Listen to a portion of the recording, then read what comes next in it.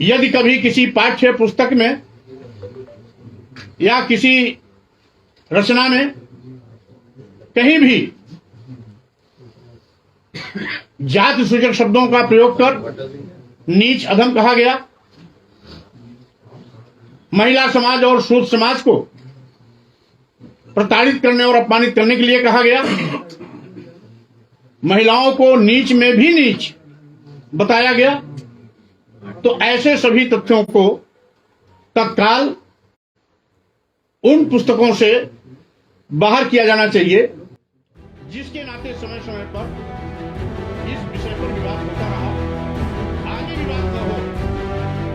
इसलिए देखिए, ऐसा नहीं है, वो स्वामी प्रसाद मौर्य के मन की उपज रही है और स्वामी प्रसाद मौर्य जी को खुद समझना चाहिए कि स्वामी प्रसाद मौर्य जी जब भारतीय जनता पार्टी के कैबिनेट मिनिस्टर थे तो वो दोनों हाथ की मुट्ठी बांध करके कहते थे जय श्री राम। तो उस समय उनको नहीं समझ में आ रहा था कि हम क्या बोल रहे हैं। उस समय उनको ब्राह्मणों की व्यवस्था नहीं समझ में आ रही थी। उस समय उनको नहीं समझ में आ रहा था कि ब्राह्मण, क्षत्रिय, वैश्य, शूद्र क्या होते हैं। ये माननीय स्वामी प्रसाद मौर्य जी जो हैं, ये कुल मिलाजुला करके राजनीति से गायब हो रहे थे। और मैं तो एक चीज कहूंगा भाई अखिलेश यादव जी के लिए कि अखिलेश यादव जी कृपया सतर्क हो जाइए। जिस प्रकार से भारतीय जनता पार्टी ने बहुजन समाज पार्टी को ही समाप्त कर दिया, उसी प्रकार से एक कालीनेम भेजा गया है भारतीय जनता पार्टी के तरफ से समाजवादी पार्टी में कि तुम जाओ और समाजवादी को सफल मत होने दो। ऐसे ऐसे बयान दो कि अखिलेश यादव जी का दिमाग चकरा जाए, वो जवाब न दे पावे। तो कहीं न कहीं ये जो हमारे स्वामी प्रसाद मौर्य जी हैं, वरिष्ठ नेता रहे हैं बहुजन समाज पार्टी के, वरिष्ठ नेता रहे हैं भारतीय जनता पार्टी के, इस समय वरिष्ठतम सूची में समाजवादी पार्टी में हैं। तो मैं ये बताना चाहूंगा कि अखिलेश यादव जी सतर्क हो जाइए।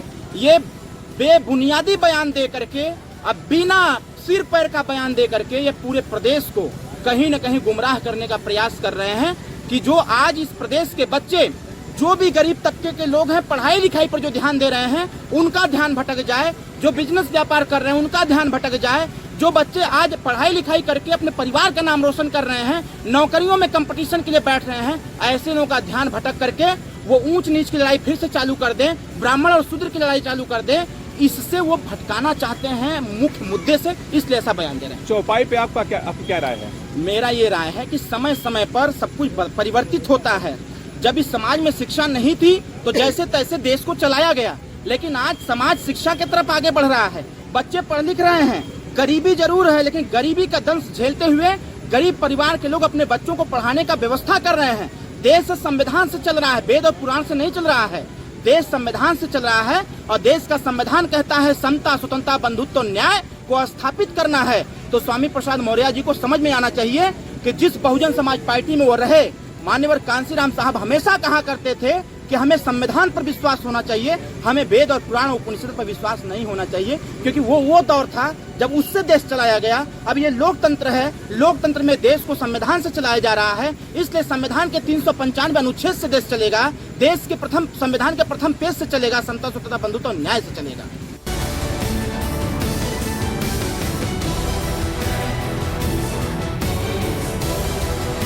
मोहन भागवत जी की उम्र इस समय लगभग 60-62 साल या 70 साल से ऊपर जा रही होगी।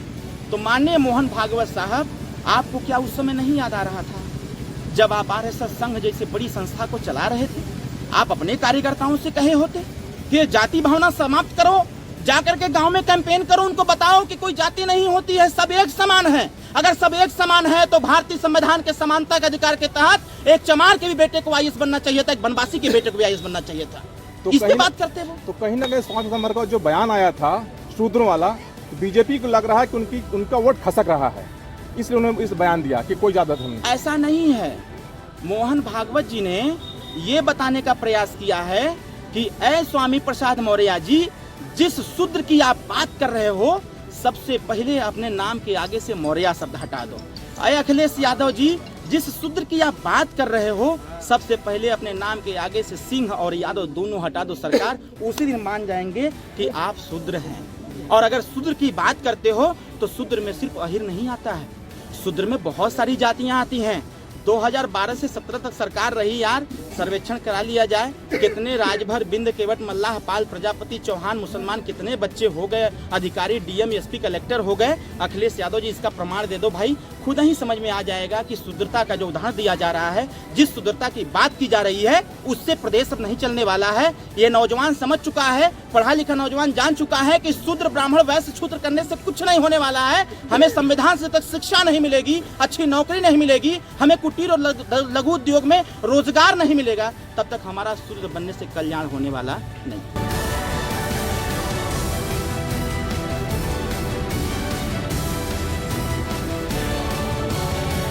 अभी एक अडानी को लेकर के पूरा देश का सदन जो है तड़तड़ा रहा है। राज्यसभा आज गर्जी है। कहीं न कहीं ये सरकार पूंजीपतियों को मजबूत कर रही है और पूंजीपति माल लूट करके सब बाहर जा रहे हैं।